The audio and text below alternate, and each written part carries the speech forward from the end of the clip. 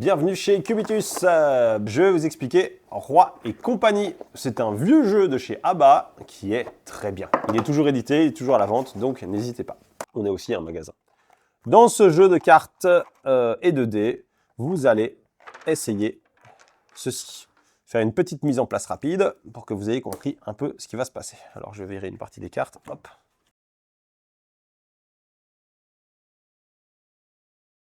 On va au centre de la table déposer les villages comme ceci. Le jaune, le brun, le bleu, le vert et puis le mauve. D'accord? Et on va ensuite sortir des cartes. Ce sont des petites cartes à aller chercher. Elles ont des combinaisons à réaliser. Comme ceci. Ça va? Et on va mettre, ça c'est ce qu'on appelle les mendiants. C'est pas très gentil. On va les mettre là. À mon tour de jeu, je vais lancer tous mes dés. Je vais décider de mettre des dés de côté, peut-être tous mes 6 ici, ou tous mes verts, d'accord? Et puis, ici, je vais mettre tous mes rouges de côté, d'accord? Et puis, je vais relancer ce que je veux. Si je veux, je peux mettre des dés de côté et pour éventuellement en reprendre d'autres, d'accord? Donc, ce qui est intéressant, c'est que j'ai un lancer et 2 relances. Entre les deux, je fais ce que je veux. J'avais 5 rouges ici, ça m'arrangeait bien. D'accord? Après avoir fait un lancer ou 2 relances, je peux m'arrêter avant si j'en ai envie. Je vais regarder si j'ai une des combinaisons qui est demandée. Celui-ci, il demande d'avoir 4 dés verts, je ne l'ai pas. Celui-ci, 2 dés verts et 2 dés bleus, je ne l'ai pas. Ici, 3 dés rouges, 2 dés bleus, je ne l'ai pas. Ici, il faudrait 4 valeurs identiques. Ah, ben j'ai 2, 3 et 2, 6, ça ne marche pas. Par contre, j'ai celui-ci, il faut 5 dés rouges, d'accord? J'ai 5 dés rouges, je vais donc prendre la carte qui me vaut le plus, d'accord? Ok, parce que le nombre de points est marqué là. Je vais la mettre devant moi et je vais mettre une nouvelle carte, ici. Si j'avais fait 3 rouges et 2 bleus, d'accord, j'aurais pu tout à fait prendre cette petite fée. Je vais la mettre devant moi et alors les cartes vont se déplacer ici. D'accord.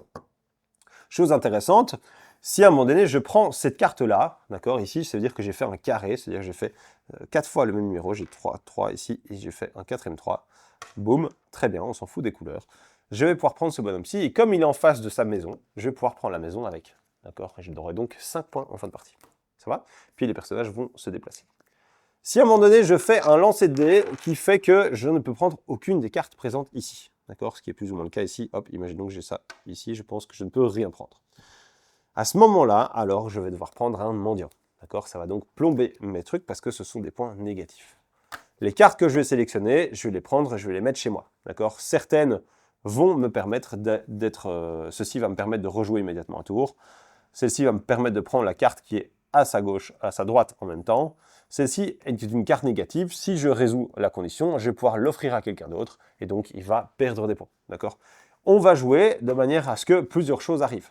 Soit toute une maison a été prise, c'est-à-dire qu'il y a 3 fois, il y a des cartes vertes qui ont été prises devant les maisons vertes, alors c'est immédiatement la fin de partie.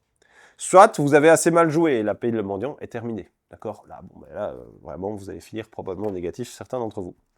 Soit, on a fait toute la pile de cartes ici, d'accord? En sachant qu'à chaque fois que je lance des dés et que je prends un mendiant, d'accord? C'est-à-dire que je n'ai pas pris de cartes, alors je vais détruire la dernière carte ici, je vais toutes les décaler, d'accord? Toutes les cartes vont se décaler d'une case.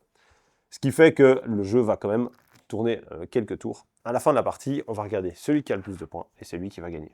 Il y a des petits pouvoirs, par exemple la fée ici, c'est le nombre de fées que j'ai, je vais le mettre au carré, ce sera mon nombre de points, etc. Les couleurs n'ont à ce moment-là plus d'intérêt, uniquement pour les maisons, ici. Voilà, vous savez jouer à Roi Compagnie, sachez que c'est très rigolo. Bon amusement!